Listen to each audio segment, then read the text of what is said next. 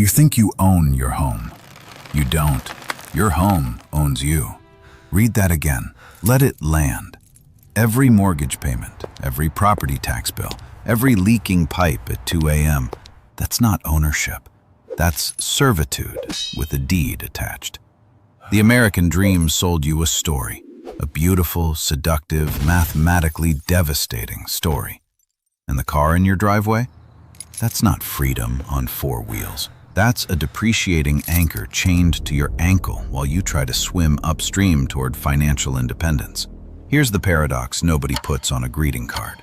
The 2 things society tells you to buy first, a house and a car, are the 2 things most likely to keep you broke forever.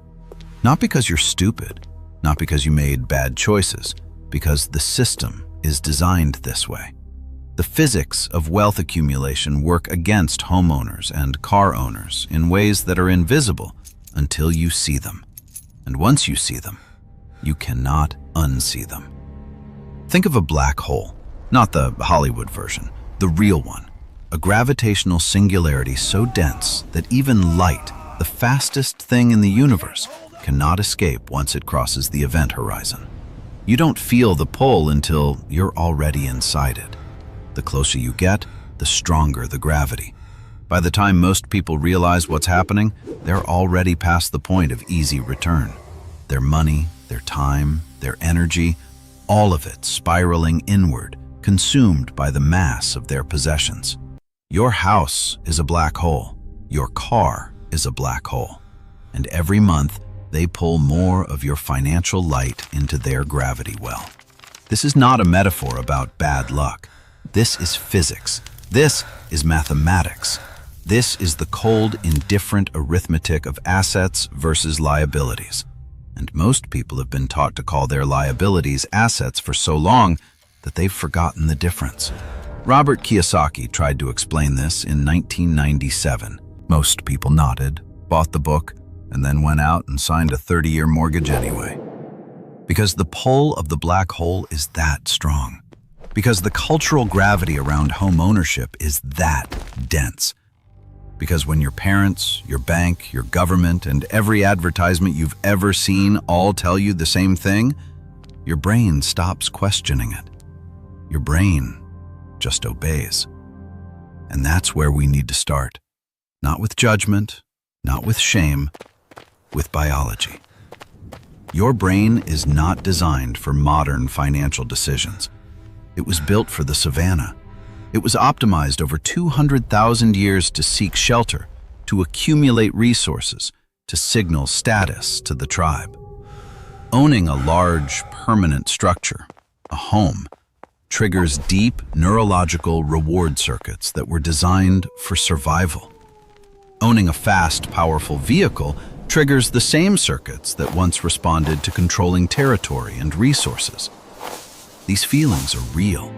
They are ancient. They are not stupid. But they are expensive. Because the savannah didn't have 30-year fixed-rate mortgages. The savannah didn't have comprehensive auto insurance, HOA fees, property taxes, maintenance reserves, and opportunity costs. Your ancient brain is making 21st century financial decisions with Stone Age software. And the results are predictable.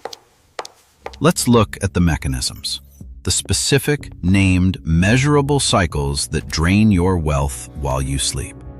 Not vague concepts, not moral judgments, precise machinery. The first cycle is what we can call the illusion of equity. Here is what your bank tells you. Every mortgage payment builds equity. You are investing in yourself. You are building wealth. This is technically true in the same way that walking on a treadmill is technically exercise. You're moving, but you're not going anywhere fast. Let's do the actual math.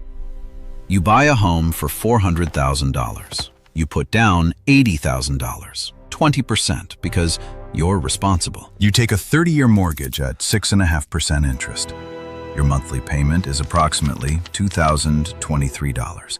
Over 30 years, you will pay $728,280 in mortgage payments alone. That's $728,280 for a $400,000 house. The difference? $328,280 goes directly to the bank. That's not equity. That's the cost of borrowing. That's the price of the black hole's gravity. But wait, we haven't started yet. Property taxes in the United States average approximately 1.1% of home value per year. On a $400,000 home, that's $4,400 annually. Over 30 years, $132,000. And that's assuming your home's value doesn't increase, which it will, meaning your tax bill increases with it. Homeowners insurance, approximately $1,500 per year. Over 30 years, $45,000. Maintenance and repairs. Financial planners recommend budgeting 1 to 2% of home value annually. Let's use 1%. That's $4,000 per year. Over 30 years, $120,000. And this is conservative. One roof replacement alone can cost $15,000 to $30,000. One HVAC system, $8,000 to $15,000. One kitchen renovation that you didn't plan but suddenly needed, $25,000 to $60,000. Add it up. Mortgage interest, $328,280. Property taxes, $132,000. Insurance, $45,000. Maintenance, $120,000. Total cost of ownership beyond the purchase price, $625,280. You bought a $400,000 house. You spent over $1 million. And here's the cruelest part of the illusion. In the early years of your mortgage, almost nothing goes to principal. In year one of a 30-year mortgage at 6.5%, approximately 83% of every payment goes to interest. You are feeding the black hole. You are paying for the privilege of being inside its gravity well. The equity builds so slowly in the beginning that it barely registers. Meanwhile, the money you could have invested, the $80,000 down payment, the monthly difference between renting and owning, sits inside the walls of your house, completely illiquid, earning you nothing unless you sell. The practical exit from this cycle is not to never own property. It is to understand what you are actually buying. You are not buying an investment. You are buying a lifestyle. You are buying stability, community, permanence. Those things have value, but they are not the same as financial returns. The moment you stop calling your primary residence an investment, you start making clearer decisions about how much of your financial life to allocate to it. The second cycle is the depreciation accelerator. Your car is not a depreciating asset. That phrase is too gentle. Your car is a depreciation machine, an engine specifically designed to convert your money into thin air at maximum velocity. The numbers are not subtle. A new car loses approximately 20% of its value the moment you drive it off the lot. Not over a year, the moment. In the first year of ownership, the average new vehicle loses between 15 and 25% of its purchase price. By year 5, it has lost approximately 60% of its original value. You buy a $45,000 car. In 5 years, it is worth approximately $18,000. You have lost $27,000 in value. That's $5,400 per year, $450 per month, just in depreciation. Before you pay for insurance, which averages $1,771 per year nationally, before fuel, which at current prices costs the average American driver approximately $2,000 to $3,000 annually, Before maintenance, tires, registration, parking, the American Automobile Association calculates the true cost of owning and operating a new vehicle at approximately $10,000 to $12,000 per year for a mid-size sedan. For an SUV or truck, that number climbs to $13,000 to $15,000. That is $1,000 per month, minimum, for a depreciating object. Now apply the black hole metaphor. That $1,000 per month is not just gone. It represents the gravitational pull of the vehicle on your entire financial trajectory. Because $1,000 per month invested in a diversified index fund at a historical average return of 7% annually becomes $121,997 in 10 years. $262,481 in 20 years. $1 million in 35 years. Your car is not costing you $1,000 per month. Your car is costing you $1 million over a working lifetime. This is not hyperbole. This is compound interest working in reverse. This is the black hole consuming not just your current money, but your future money. The money that money would have made, and the money that money would have made. The biology here is fascinating and brutal. Researchers at the University of Michigan found that new car purchases trigger dopamine release patterns similar to those observed in early romantic relationships. The brain floods with reward chemicals. The new car smell, which is actually the off-gassing of volatile organic compounds from plastics and adhesives, becomes neurologically associated with pleasure, status, and success. Your brain is literally addicted to the feeling of a new car. And like all addictions, the high fades. The car becomes ordinary. The dopamine returns to baseline. And then the advertising industry, which spent $35 billion in 2023 targeting American car buyers, begins the process of making you feel inadequate in your current vehicle so that you will seek the next hit. The average American keeps a new car for approximately 8 years, but the average American buys a new car every 6 years. The math doesn't add up because the math was never the point. The dopamine was the point. The practical exit from this cycle is not to never own a vehicle. It is to buy used, buy reliable, and hold. A 3-year-old vehicle with 30,000 miles has already absorbed the catastrophic initial depreciation. It still has the majority of its useful life ahead of it. Drive it for 10 years. The difference in total cost of ownership between this approach and the new car cycle is, over a lifetime, genuinely life-changing. The third cycle is the liquidity trap. Money inside a house is not money. It is a promise. It is a number on a piece of paper that you cannot spend, cannot invest, cannot deploy, cannot use until you sell the house or borrow against it. And borrowing against it means more interest, more gravity, more black hole. This is the liquidity trap, and it is more dangerous than most people understand.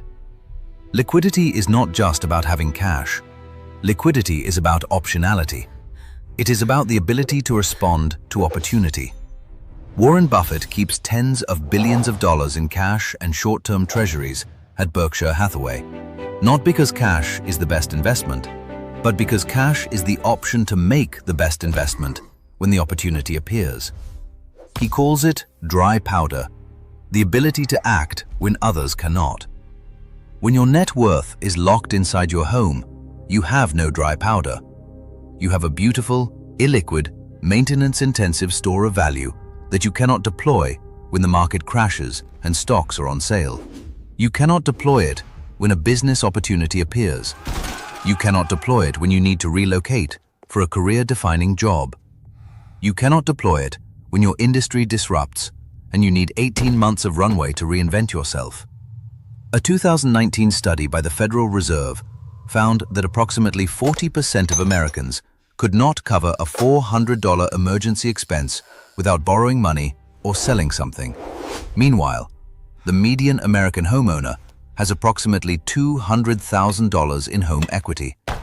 The money exists. It is simply imprisoned inside the walls of a house, inaccessible, while its owner cannot cover a car repair. This is the liquidity trap in its most painful form. Wealthy on paper, broke in practice. Renters, by contrast, maintain liquidity. The money that would have been a down payment remains deployable. The monthly difference between rent and the true cost of ownership, which in most major American cities currently favors renting by a significant margin, remains investable. The renter can move in 30 days. The renter can chase opportunity. The renter can respond to disruption. The practical exit from this cycle is to think of your housing decision not as a binary choice between owning and renting, but as a portfolio allocation decision. How much of your net worth do you want locked in an illiquid, high-maintenance, geographically fixed asset? For most people in their 20s and 30s, the answer should be less than you think. The fourth cycle is the status tax. This one is the most expensive and the most invisible. Every upgrade to your home, the larger house in the better neighborhood, the renovated kitchen, the finished basement, is partially a financial decision and partially a social signal. Every car upgrade, the newer model, the luxury brand, the larger SUV, is partially a transportation decision and partially a status broadcast. The status tax is the premium you pay above functional necessity to communicate your position in the social hierarchy. And it is enormous. The difference between a functional home and a status home in most American metropolitan areas is $200,000 to $500,000. The difference between a functional vehicle and a status vehicle is $20,000 to $60,000. These are not small numbers. These are life-altering sums of capital being deployed not for utility, not for investment return, but for the neurological reward of social comparison. Thorstein Veblen identified this phenomenon in 1899 and called it conspicuous consumption. He was describing the Gilded Age robber barons. He was also describing your neighbor's new truck. The biology is straightforward. Humans are intensely social primates. Status within the group historically determined access to resources, mates, and protection. The brain's status monitoring systems are ancient, powerful, and largely unconscious. When you see a neighbor with a nicer car, your cortisol levels rise. When you drive a car that signals higher status, your testosterone levels increase. These are measurable, documented physiological responses. The advertising industry has spent a century learning to exploit these responses with surgical precision. Every luxury car commercial is not selling transportation. It is selling the neurological experience of high status. Every home improvement show is not teaching renovation skills. It is triggering status anxiety and then offering a solution at a price. The status tax compounds because status is relative, not absolute. The moment your neighborhood upgrades, your current home feels inadequate. The moment your colleagues buy newer cars, your current vehicle feels embarrassing. The hedonic treadmill, the psychological phenomenon where humans rapidly adapt to improvements in their circumstances and return to a baseline level of satisfaction, ensures that the status purchase never delivers lasting relief. You upgrade, you adapt. You feel inadequate again. You upgrade again. This is not weakness. This is neuroscience. But understanding the mechanism gives you the ability to interrupt it. A landmark study by researchers at Princeton University, including Nobel laureate Daniel Kahneman, found that beyond an income of approximately $75,000 per year, now adjusted to roughly $100,000 to $120,000 for inflation, additional income had no measurable effect on day-to-day emotional well-being. The status purchases funded by income above this threshold produced no lasting increase in happiness. They produced adaptation, then baseline, then desire for more. The practical exit from this cycle is radical clarity about the difference between what you need and what you are buying to signal. This is not minimalism as an aesthetic. This is minimalism as a financial strategy. Every dollar not spent on status is a dollar that can compound. Every dollar that compounds is a dollar working for you while you sleep. The wealthy do not buy status with their capital. They buy assets. The assets generate income.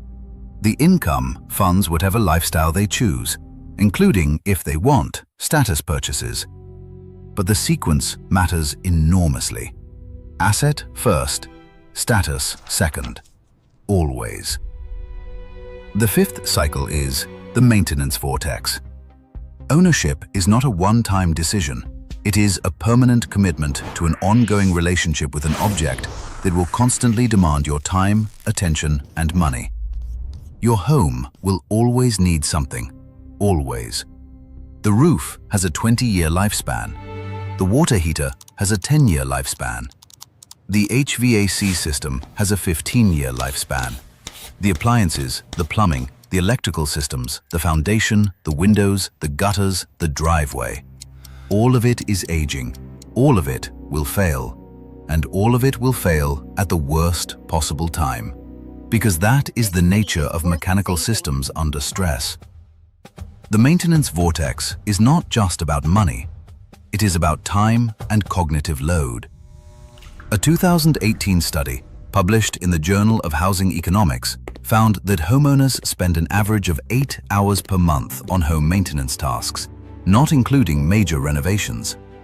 That is 96 hours per year, 2.5 full work weeks, every year for the duration of ownership.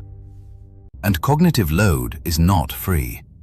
Every open loop in your mind, the leaking faucet you haven't fixed, the fence that needs painting, the HVAC filter you keep forgetting to replace, consumes mental bandwidth. Psychologists call this the Zeigarnik effect. Unfinished tasks occupy working memory disproportionately. Your home is a generator of unfinished tasks. It is a machine for producing cognitive debt. Your car participates in the same vortex. Oil changes, tire rotations, brake replacements, transmission services, battery replacements, alignment checks. The maintenance schedule of a modern vehicle is a part-time job. And when maintenance is deferred, as it often is because life is busy and money is tight, the eventual repair costs multiply. The renter's relationship with maintenance is categorically different. The roof leaks, you call the landlord. The HVAC fails, you call the landlord. The water heater dies at midnight, you call the landlord. Your cognitive load remains clean. Your emergency fund remains intact. Your weekend remains yours. This is not a trivial advantage. Time is the only truly non-renewable resource.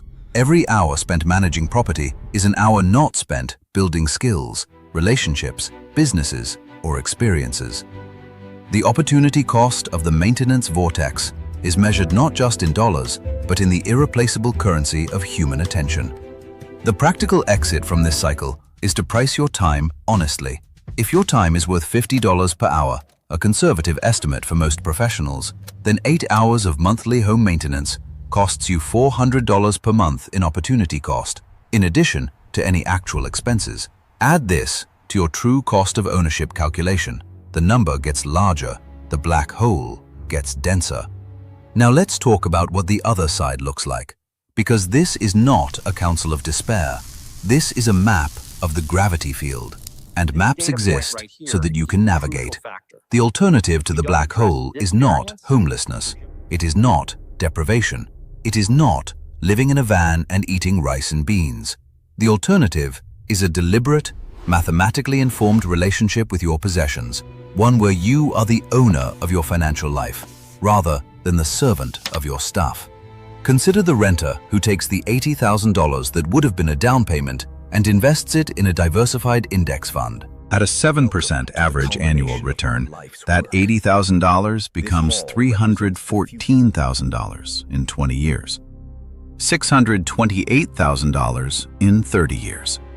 Meanwhile, they invest the monthly difference between their rent and the true cost of ownership. Let's say $800 per month, conservatively. That $800 per month, invested at 7% for 30 years, becomes $972,000. The renter who never bought a house has, after 30 years, approximately $1.6 million in liquid, deployable, income-generating assets. The homeowner has a paid-off house worth perhaps $800,000 to $1 million. But it generates no income, requires ongoing maintenance, and cannot be partially liquidated without selling the entire asset. These numbers are not guaranteed. Markets fluctuate, rents increase, local real estate markets vary enormously. The point is not that renting always wins. The point is that the math is far closer than the cultural narrative suggests. And in many markets, in many life situations, renting is the superior financial strategy. The same logic applies to vehicles. The person who buys a 3-year-old reliable sedan for $18,000 cash, drives it for 10 years, and invests the difference between their actual costs and the cost of the new car cycle, that person is building wealth. Quietly, invisibly, without the dopamine hit of a new car smell, but with the compound interest of a decade of disciplined capital allocation. This is what the wealthy actually do. Not all of them, not always, but the pattern is consistent enough to be instructive. A 2019 study by researchers at Chapman University analyzed the vehicle ownership patterns of American millionaires. The most common vehicle owned by millionaires in the United States is not a luxury brand. It is a Toyota. Specifically, the Toyota Camry and the Toyota pickup truck appear at the top of the list. Not because millionaires cannot afford better, because millionaires understand the depreciation accelerator. Because they have escaped the status tax. Because they are allocating capital to assets, not to signals. Warren Buffett drove a 2006 Cadillac DTS for years, not because he couldn't afford a Bentley, because the Bentley would have cost him not just its purchase price, but the compound returns on that capital over decades. Buffett thinks in terms of what he calls the opportunity cost of capital. Every dollar spent on consumption is a dollar not compounding. He has internalized this so deeply that it shapes every financial decision, including what he drives. This is the mindset shift. Not deprivation, not asceticism. Clarity. The minimalist approach to possessions is not about owning less for its own sake. It is about understanding that every possession carries a total cost of ownership, financial, temporal, cognitive, and that this total cost must be weighed against the genuine value the possession provides. When you run this calculation honestly, many possessions fail the test. Not because they provide no value, but because they provide less value than their total cost. The home that costs you $1,600 per month in true ownership costs, but provides $1,200 per month in genuine value, stability, community, space, permanence, is costing you $400 per month in net terms. That is a lifestyle choice. It may be worth it, but it should be a conscious choice, made with full awareness of the cost, not a default assumption that ownership is always superior to renting. The car that costs you $1,000 per month in true ownership costs, but provides $400 per month in genuine value, convenience, reliability, occasional pleasure, is costing you $600 per month in net terms. I think we have a deal. Is that worth it? Agreed. For some people, in some situations, yes. For many people, in many situations, no. But the question must be asked. The black hole does not announce itself. It does not send you a bill labeled gravity. It simply pulls, quietly, constantly, month after month, year after year, decade after decade. And most people never look up from their mortgage statements and their car payments long enough to notice that the light of their financial future is bending toward the singularity. But you are looking up now, and here is what you see when you look up. The event horizon is not a wall. It is a threshold. And unlike a real black hole, you can cross back. You can restructure. You can sell. You can downsize. You can choose differently next time. The physics of personal finance, unlike the physics of astrophysics, respond to human decisions. The door is not locked. It never was. It was just heavy. And nobody told you it could open. The people who achieve financial independence, genuine independence, the kind where work becomes optional rather than mandatory, are not, as a rule, the people with the highest incomes. They are the people who understood the difference between assets and liabilities early enough to act on it. They are the people who looked at their home and their car and asked, "Is this working for me, or am I working for this?" They are the people who chose to own their possessions rather than be owned by them. The black hole is real. The gravity is real. The mathematics of compound interest working against you through depreciation, through mortgage interest, through maintenance costs, through the liquidity trap, through the status tax, is real and measurable and devastating over time. But so is the mathematics of compound interest working for you. The index fund that doubles every 10 years. The invested down payment that grows while you sleep.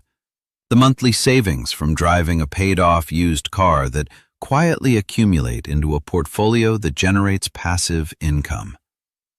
The same force that pulls you toward the singularity can propel you toward escape velocity. The same mathematics that makes the black hole so dangerous makes the alternative so powerful. Compound interest does not care which direction it is pointed. It simply multiplies, relentlessly, exponentially, without judgment. Point it in the right direction. You do not need to sell your house tomorrow. You do not need to give up your car tonight. You need to see the system clearly. You need to run the real numbers, not the bank's numbers, not the dealer's numbers, but the full, honest, total cost of ownership numbers that include depreciation and interest and maintenance and opportunity cost and cognitive load and time. And then you need to make a decision with your eyes open. Because the alternative to the black hole is not poverty. It is not sacrifice. It is not living small. The alternative is capital that works for you, liquidity that gives you options, time that belongs to you, a financial life where your possessions serve your goals rather than consuming them. That is not a dream. That is arithmetic. The event horizon is behind you now. You have seen the mechanism. You understand the cycles, the illusion of equity, the depreciation accelerator, the liquidity trap, the status tax, the maintenance vortex. You can name them, and what you can name, you can navigate. The gravity is still there. It always will be. The culture will still tell you to buy the house and the car. The bank will still offer you the mortgage. The dealer will still show you the new model with the new smell and the new dopamine hit. But you know what it costs now. You know what you are choosing. And that changes everything. The door is open. The physics are on your side. The mathematics of compound growth are waiting for your capital like a rocket waiting for fuel. All it takes is the clarity to see the black hole for what it is, and the courage to choose escape velocity instead.